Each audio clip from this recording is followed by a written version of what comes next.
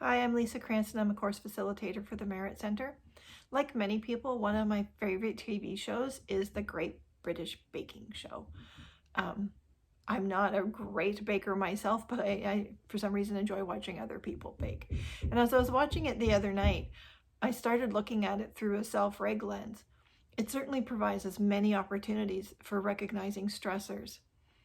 For those of you who are not familiar with the show, contestants are chosen from all over Britain. They join together in an enormous tent out in the countryside, and on each episode they bake 3 different things, 2 of which they know ahead of time and can practice, and 1 that is new to them.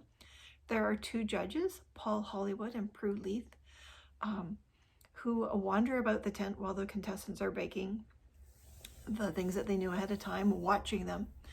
So when you look at it through a self-reg lens, there's a stressor of just being on television, that you're baking and someone is there with a camera in front of you filming everything that you do, and that every mistake you make is going to live on and be streamed on Netflix and other services forever.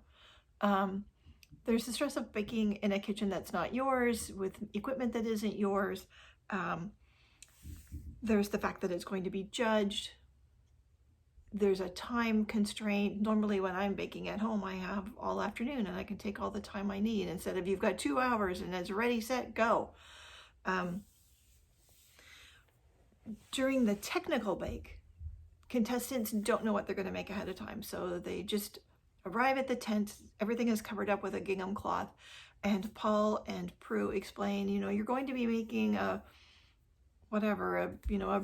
British toffee pudding.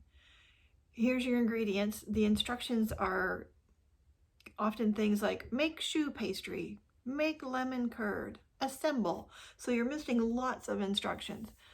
And I thought about what a great analogy to situations that many of us are put in, or that we put our students and others in, where they don't have all the instructions that they need and they're not really sure what it is that they're even trying to accomplish.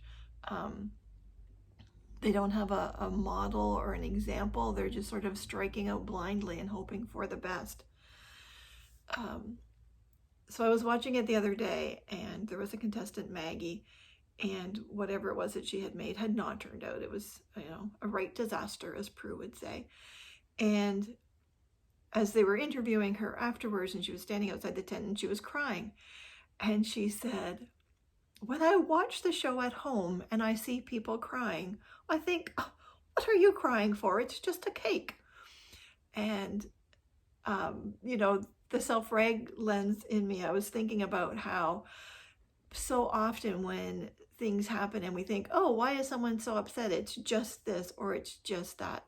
But really, it's not that one thing. It was the cumulative effect of all of these different stressors that were in play.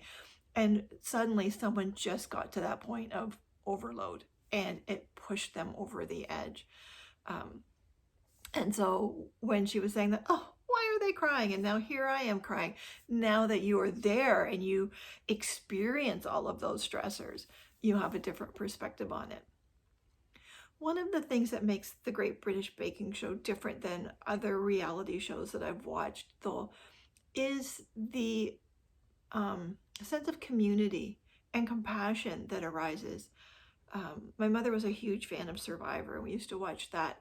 And on that show, there become these rivalries and alliances, and people are working and plotting and scheming to eliminate other contestants.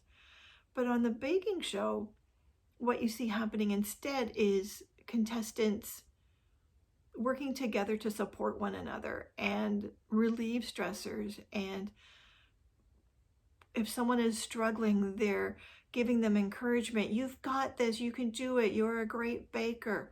And sometimes the support can even be like, I'm finished baking, what can I help you with? Because we're under this time constraint and you have to be done in 2 hours.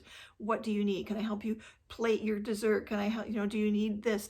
Oh, I've run out of this ingredient. Can I borrow some from you?